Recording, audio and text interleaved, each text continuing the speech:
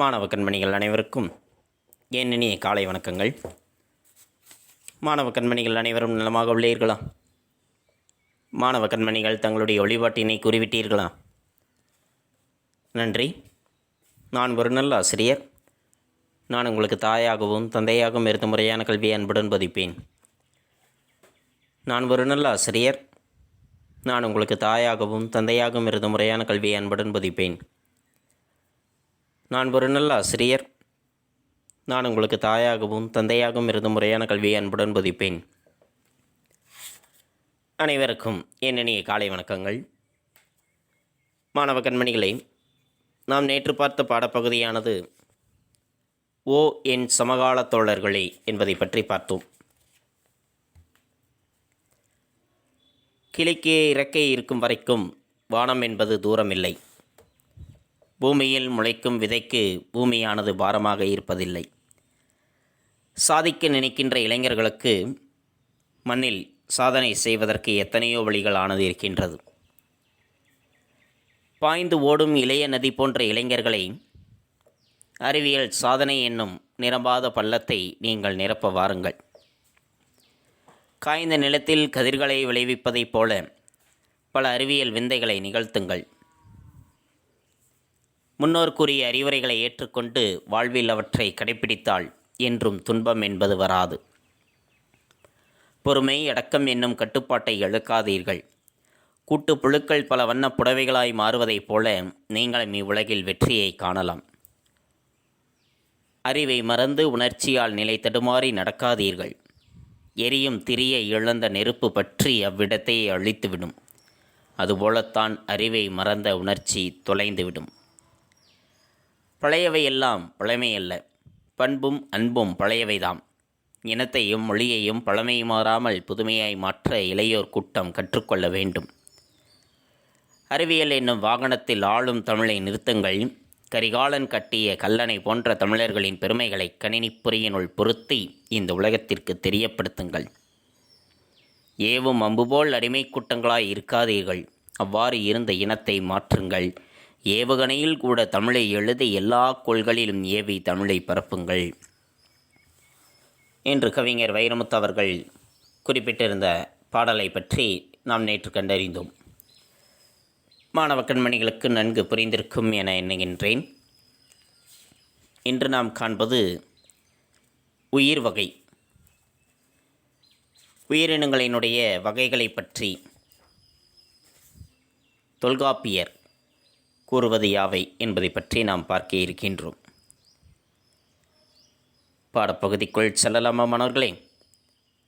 தங்களுடைய பாடப்புத்தகத்தில் பக்கமே 105 எடுத்துக்கொள்ளுங்கள். எடுத்துக்கொண்டீர்களா? நன்றி. தமிழில் தோன்றிய மிக பழமையான இலக்கண நூல் தொல்காப்பியம் என்பது 3000 ஆண்டுகளுக்கு முன்பு தோன்றிய நூல் என்று கருதப்படுகின்றது. கிமுவில் தோன்றியது என்பதில் எவ்வித ஐயமும் இல்லை. தொல் கூட்டல் காப்பு கூட்டல் இயம் என்று முச்சொற்களாக பிரித்து பொருள் கொள்ள வேண்டும். தொல் தொன்மை பழமை, காப்பு காத்தல், இயம் இயம்புதல். பழமையை, தமிழரினுடைய தொன்மையை காத்தல் இயம்புவது என்று பொருள் பெறும். தமிழரினுடைய தொன்மையை, தமிழர்களினுடைய பழமையை காத்து போற்றி இயம்பக்கூடிய நூல், கூறக்கூடிய நூல் தொல்காப்பியம் என்பது. நம்முடைய வாழ்க்கைக்கு இலக்கணம் வகுத்த நூலாக கருதப்படுகின்றது தொல்காப்பியம் என்பது. தொல்காப்பியத்தினுடைய ஆசிரியர் தொல்காப்பியர் என்பவர். இவர் காப்பியக்குடியில் பிறந்தவர். நிலந்தரு திருவேற்பாண்டியன் அவையில் தொல்காப்பிய நூலானது அரங்கேற்றம் செய்யப்பட்டதாக குறிப்பிடப்படுகின்றது. தொல்காப்பியம் எழுத்து, சொல், பொருள் என 3 அதிகாரங்களாக பிரிக்கப்பட்டிருக்கின்றது. தொல்காப்பியமானது எழுத்து, சொல், பொருள் என்ற 3 அதிகாரங்களாக பிரிக்கப்பட்டிருக்கின்றது. ஒவ்வொரு அதிகாரமும் 9 இயல்களை கொண்டிருக்கின்றது. ஒவ்வொரு அதிகாரமும் எத்தனை இயல்களை கொண்டிருக்கின்றது? 9 இயல்களை. ஆக மொத்தம் 27 இயல்களை கொண்டிருக்கின்றது தொல்காப்பியமானது. எழுத்ததிகாரம் 9 இயல், சொல்லதிகாரம் 9 இயல், பொருளதிகாரம் 9 இயல் என்று மொத்தமாக 27 இயல்களை கொண்டிருக்கின்றது தொல்காப்பியமானது. இதில் எழுத்ததிகாரம் என்பது தமிழ் எழுத்துக்களை பற்றி பேசக்கூடிய பகுதி. தமிழில் இருக்கக்கூடிய எழுத்துகள் 247 எழுத்துகள். அந்த எழுத்துக்களை பற்றி பேசக்கூடிய பகுதி எழுத்ததிகாரம் என்பது. சொல்லதிகாரம் என்பது தமிழில் உள்ள சொற்களை வகைப்படுத்திக் கொள்வது பற்றியும் அது சேருமிடங்கள் பற்றியும் கூறக்கூடிய அதிகாரம்.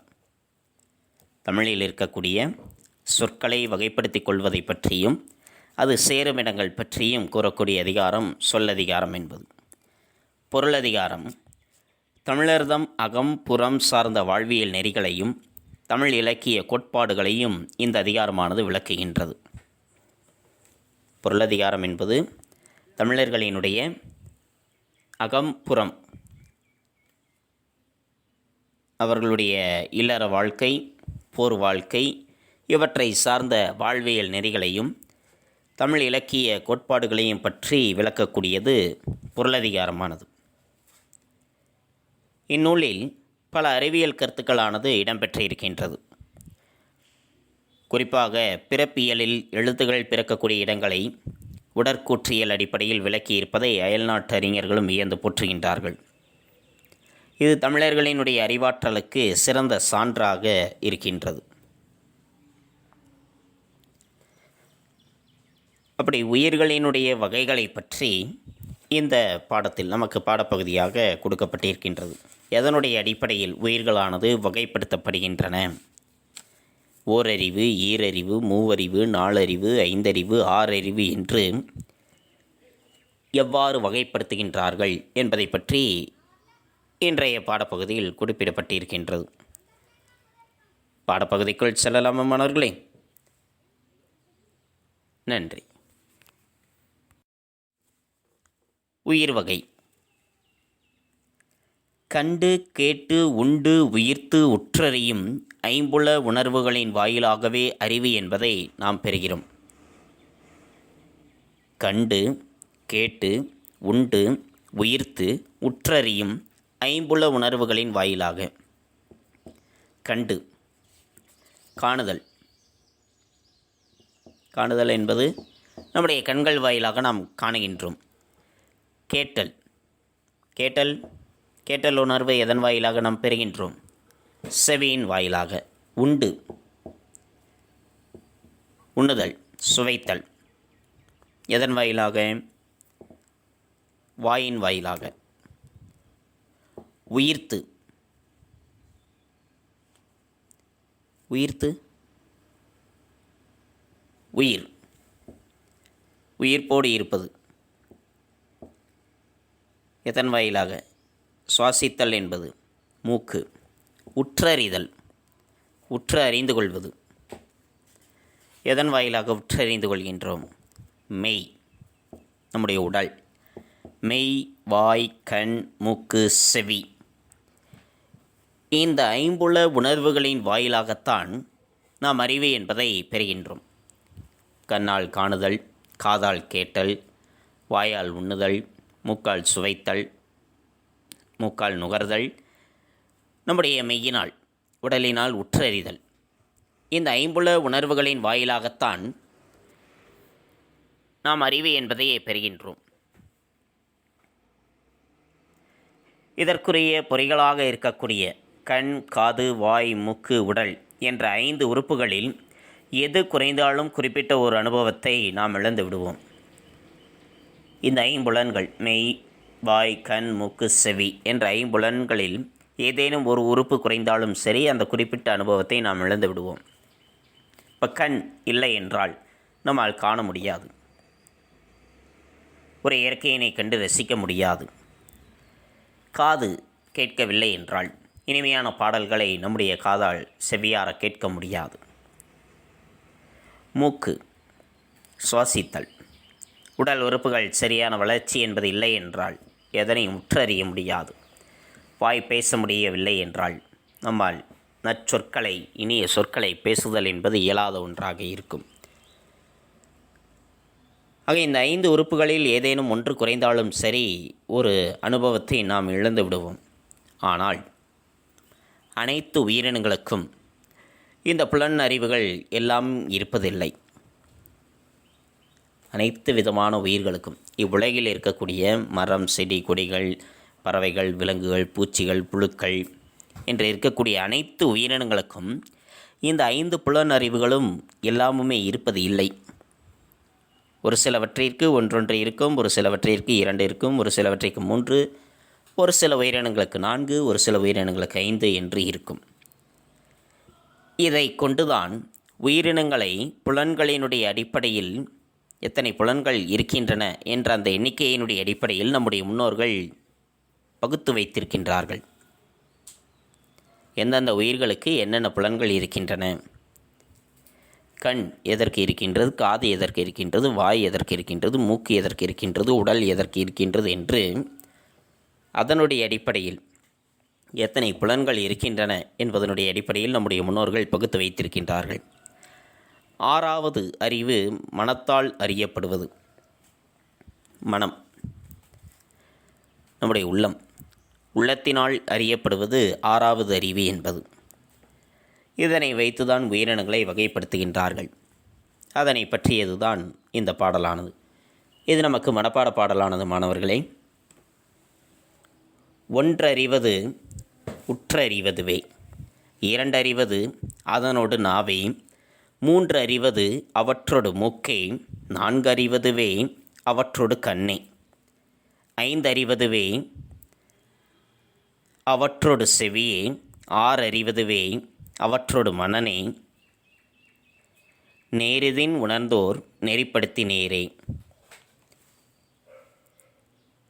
ஒன்றறிவதுவே உற்றறிவதுவே, 2 அறிவதுவே அதனோடு நாவே, 3 அறிவதுவே அவற்றோடு மூக்கே, 4 அறிவதுவே அவற்றோடு கண்ணே, 5 அறிவதுவே அவற்றோடு செவியே, 6 அறிவதுவே அவற்றோடு மனனே, நேரிதின் உணர்ந்தோர் நெறிப்படுத்தினரே. பாடல் மீண்டும் ஒரு முறை. ஒன்றறிவதுவே உற்றறிவதுவே, 2 அறிவதுவே அதனோடு நாவே, 3 அறிவதுவே அவற்றோடு மூக்கே, 4 அறிவதுவே அவற்றோடு கண்ணே, 5 அறிவதுவே அவற்றோடு செவியே, 6 அறிவதுவே அவற்றோடு மனனே, நேரிதின் உணர்ந்தோர் நெறிப்படுத்தினரே. புரிந்ததா? நன்றி. ஒன்றறிவதுவே உற்றறிவதுவே. 1 அறிவது. 1 என்பது ஓரறிவு உயிர்கள். அதாவது 1 அறிவதுவே. ஓரறிவு உயிர்களானது உற்று அறிவது. உற்று அறிவது என்பது தன்னுடைய உடலால் மட்டும் உணர்ந்து அறிபவை. தன்னுடைய உடலால் மட்டும் அறிவன ஓரறிவுடைய உயிர்கள். ஓரறிவுடைய உயிர்களுக்கு உடல் மட்டும்தான் இருக்கின்றது. தன்னுடைய உடலால் தான் அவை அனைத்தையும் அறிந்து கொள்கின்றன. அப்படி இருக்கக்கூடிய ஓரறிவு உயிர்களானது புல், மரம், செடி, புற்கள், மரங்கள், செடி கொடிகள் இவைதான் ஓரறிவு உயிர்கள் என்பவை. இவை தங்களுடைய உடலால் மட்டும் அறிந்து கொள்ளும். தன்னுடைய உடம்பால் மட்டும் அறியக்கூடிய ஓரறிவு உயிர்கள் இவைதான். இவை புல், மரம், செடி என்பவை. அடுத்து 2 அறிவதுவே அதனோடு நாவே. 2 அறிவதுவே. 2 அறிவை பெற்றுள்ள உயிர்கள்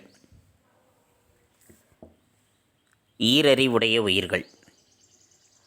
ஈரறிவுடைய உயிர்கள் என்பவை அதனோடு நாவை. அதனோடு நாவையும் பெற்றிருக்கும். எதனோடு நாவையும் பெற்றிருக்கும்? முதலில் பார்த்தோம் அல்லவா? உடல். உடலோடு சேர்ந்து நாக்கு. நாக்கையும் பெற்றிருக்கக்கூடியவை ஈரறிவுடைய உயிர்கள். உடல், வாய், மெய் வாய் ஆகிய இரண்டையும் உடைய ஈரறிவு உயிர்கள் என்பவை நத்தை, முதலை. இவை ஈரறிவுடைய உயிர்கள். அவற்றிற்கு உடல் இருக்கும், நாக்கு இருக்கும், அதாவது வாய் இருக்கும். இந்த இரண்டையும் மட்டும் வைத்திருக்கக்கூடியவை ஈரறிவுடைய உயிர்களானது. அவை சிப்பி, நத்தை, முதலை போன்றவை. இவை ஈரறிவுடைய உயிர்கள். சரியா? அடுத்து மூன்றறிவதுவே அவற்றோடு மூக்கே. மூன்றறிவுடைய உயிர்கள் என்பது மூவறிவுடைய உயிர்கள் என்பவை அவற்றோடு மூக்கே. அதனோடு மூக்கானது இருக்கும். எதனோடு? உடல், நாக்கு, மூக்கு இவை மூன்றையும் பெற்றிருக்கும். அதாவது மெய், வாய், மூக்கு இவை மூன்றையும் பெற்றிருப்பவை மூவறிவுடைய உயிர்கள். அந்த மூவறிவுடைய உயிர்கள் எவை என்றால் கரையான், எறும்பு. இவை மெய் இருக்கும், வாய் இருக்கும், மூக்கு இருக்கும். இந்த மூன்றையும் பெற்றிருக்கும். அவை மூவறிவுடைய உயிர்களானது. சரியா மாணவர்களே? ஒன்றறிவதுவே உற்றறிவதுவே. ஓரறிவுடைய உயிர்களானது புல், மரம், செடி இவை மெய் மட்டும் இருக்கும். இரண்டறிவதுவே அதனோடு நாவே. ஈரறிவுடைய உயிர்களானது மெய், வாய் இந்த இரண்டையும் பெற்றிருப்பவை நத்தை, சிப்பி முதலியவை. மூன்றறிவதுவே அதனோடு மூக்கே. மூவறிவுடைய உயிர்களானது மெய், வாய், மூக்கு இவை மூன்றையும் பெற்றிருக்கும். அவை கரையான், எறும்பு என்பவை. சரியா? அடுத்து நான்கறிவதுவே அவற்றோடு கண்ணே. நான்கறிவதுவே. நான்கு அறிவுடைய உயிர்கள் என்பவை நாலறிவுடைய உயிர்கள். நாலறிவுடைய உயிர்கள் என்பவை எவை என்றால் அவற்றோடு கண்ணே. அதனோடு சேர்ந்து கண். எது? மெய், வாய், மூக்கு, கண் இவை நான்கும் சேர்ந்தது நாலறிவுடைய உயிர்கள் என்பவை. எவை நாலறிவுடைய உயிர்கள்? நண்டு, வண்டு, தும்பி என்பவை. இவை நாலறிவுடைய உயிர்கள். எவை?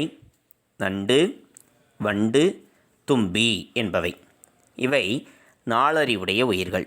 ஏனென்றால் அவற்றிற்கு மெய், வாய், கண், மூக்கு இவை நான்கும் இருக்கின்றது. ஆதலால் அவை நாலறிவுடைய உயிர்கள். ஐந்தறிவதுவே அவற்றோடு செவியே. ஐந்தறிவதுவே அவற்றோடு செவியே. ஐந்து அறிவுடைய உயிர்கள் என்பது ஐந்தறிவு பெற்றிருக்கக்கூடிய உயிர்கள் என்பது அவற்றோடு செவி. இந்த நான்கோடு சேர்ந்து செவி, காதும் சேர்ந்திருக்கும். இப்படி உடல், வாய், மூக்கு, கண், செவி இந்த ஐந்தையும் பெற்றிருக்கும். இந்த ஐந்தையும் பெற்றிருக்கக்கூடிய உயிர்கள் ஐந்தறிவுடைய உயிர்கள். அவை எவை என்றால் பறவைகள், விலங்குகள் என்பது. இவைதான் ஐந்தறிவுடைய உயிர்கள். பறவைகள், விலங்கினங்கள் இவை அனைத்துமே ஐந்தறிவுடைய உயிர்கள். அவற்றிற்கு மெய், வாய், மூக்கு, கண், செவி ஆகிய 5 உறுப்புகளும் இருக்கின்றன. இவை ஐந்தறிவுடைய உயிர்கள். ஆறறிவதுவே அவற்றோடு மனனே. ஆறறிவதுவே. ஆறறிவு உடைய உயிர்கள் என்பது அவற்றோடு மனனே. அவற்றோடு மனம் என்பது சேர்வு. மெய், வாய், கண், மூக்கு, செவி, மனம் இந்த ஆறாலும் அறியப்படுபவைதான் ஆறறிவுடைய உயிர்கள் என்பது. அந்த ஆறறிவுடைய உயிர்கள் எது என்றால் மனிதர்கள். மனிதன் மட்டும்தான். இது ஆறறிவுடைய உயிர்கள். நேரிதின் உணர்ந்தோர் நெறிப்படுத்தினரே. நேரிதின் உணர்ந்தோர் இவற்றை தெளிவாக அறிந்தவர்கள் நெறிப்படுத்தினரே அந்த நெறியை முறையாக உணர்த்தியுள்ளார்கள். ஓரறிவுடைய உயிர்கள் என்பது உடலால் மட்டும் அறிபவை. அவை புல், மரம், செடி. ஈரறிவுடைய உயிர்கள் என்பது உடலும் நாவையும் பெற்றிருப்பவை. அவை நத்தை, முதலியவை. மூவறிவென்பது உடல், நாக்கு, மூக்கு இவை மூன்றையும் பெற்றிருப்பவை. அவை கரையான், எறும்பு முதலியவை. நான்கறிவுடையவை என்பது உடல், நாக்கு, மூக்கு, கண் இந்த நான்கையும் பெற்றிருப்பவை. அவை நண்டு, வண்டு, தும்பி முதலியவை. ஐந்தறிவுடைய உயிர்கள் என்பது உடல், நாக்கு, மூக்கு, கண், காது இவை ஐந்தையும் பெற்றிருப்பவை. அவை விலங்கினங்கள், பறவைகள் முதலியவை. ஆறறிவுடையவை என்பது உடல், நாக்கு, கண், மூக்கு, காது, மனம் இவை ஆறாலும் அறியப்படுபவை ஆறறிவுடைய உயிர்கள். அது மனிதர்கள். புரிந்ததா மாணவர்களே? நன்றி. மாணவ கண்மணிகளே, இதுகாரும் நாம் கண்டறிந்தது உயிர் வகை என்பதை பற்றியது. கண்டு, கேட்டு, உண்டு, உயிர்த்து, உற்றறியும் ஐம்புல உணர்வுகளின் வாயிலாகவே அறிவு என்பதை நாம் பெறுகிறோம்.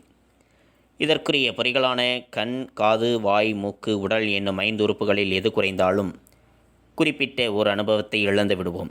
ஆனால் அனைத்து உயிரினங்களுக்கும் இந்த புலனறிவுகள் எல்லாம் இருப்பதில்லை.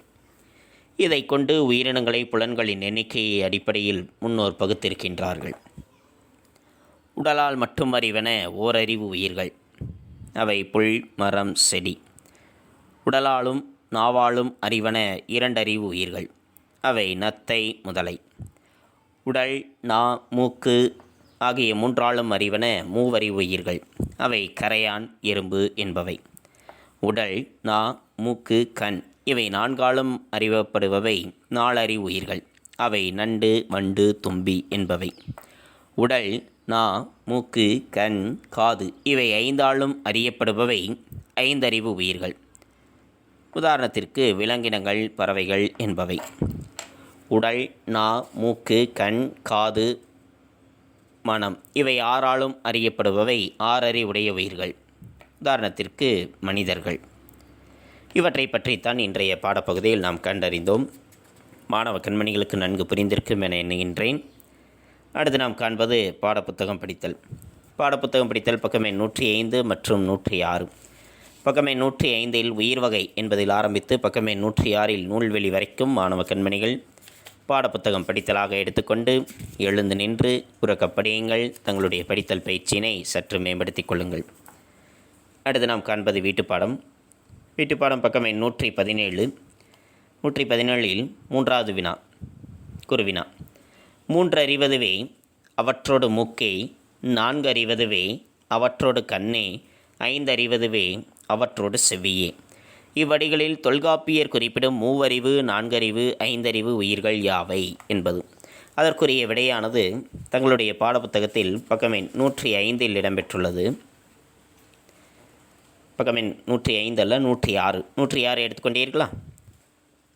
அதில் 3 அறிவு உயிர்கள் அந்த அட்டவணையில் பாருங்கள். 3 அறிவு: உற்றறிதல், சுவைத்தல், நுகர்தல். எந்த உயிர்கள்? கரையான், இரும்பு. 4 அறிவு. 4 அறிவு என்பது உற்றறிதல், சுவைத்தல், நுகர்தல், காணல், நண்டு, தும்பி. 5 அறிவு: உற்றறிதல், சுவைத்தல், நுகர்தல், காணல், கேட்டல், பறவை, விலங்கு. இது 3வது வினாவிற்குரிய விடை. குறித்து கொண்டீர்களா? 3 அறிவு உயிர்கள் என்பவை கரையான், எறும்பு. 4 அறிவு உயிர்கள் என்பவை நண்டு, தும்பி. 5 அறிவு உயிர்கள் என்பவை பறவை, விலங்கு. அடுத்து சிறுவினா. 117இல் சிறுவினா, 2வது சிறுவினா. அறிவையும் உயிரினங்களையும் தொல்காப்பியர் எவ்வாறு தொடர்பு படுத்துகிறார் என்பது. அறிவையும் உயிர்களையும் தொல்காப்பியர் எவ்வாறு தொடர்பு படுத்துகிறார் என்பது. அந்த வினாவிற்குரிய விடை அதே பக்கம் எண் 106இல் அந்த அட்டவணை இருக்கின்றது. ஓரறிவு: உற்றறிதல், தொடுதல் உணர்வு, புல், மரம். ஈரறிவு உற்றறிதல் சுவைத்தல் சிப்பி நத்தை. மூவறிவு உற்றறிதல் சுவைத்தல் நுகர்தல் கரையான் எறும்பு. நான்கறிவு உற்றறிதல் சுவைத்தல் நுகர்தல் காணல் நண்டு தும்பி. ஐந்தறிவு உற்றறிதல் சுவைத்தல் நுகர்தல் காணல் கேட்டல் பறவை விலங்கு. ஆறறிவு உற்றறிதல் சுவைத்தல் நுகர்தல் காணல் கேட்டல் பகுத்தறிதல் மனிதன். இது அந்த சிறுவினாவிற்குரிய விடை. இந்த 2 வினாக்கள் தான் வீட்டுப்பாடம். இந்த 2 வினாக்களையும் ஒரு முறை எழுதி பலமுறை படித்து கொள்ளுங்கள். தங்களுடைய கையெழுத்து பயிற்சியும் சற்று மேம்படுத்திக் கொள்ளுங்கள். தங்களுடைய படித்தல் பயிற்சியையும் சற்று மேம்படுத்திக் கொள்ளுங்கள். மீண்டும் அடுத்த பாட வேளையில் சந்திப்போம். நன்றி, வணக்கம்.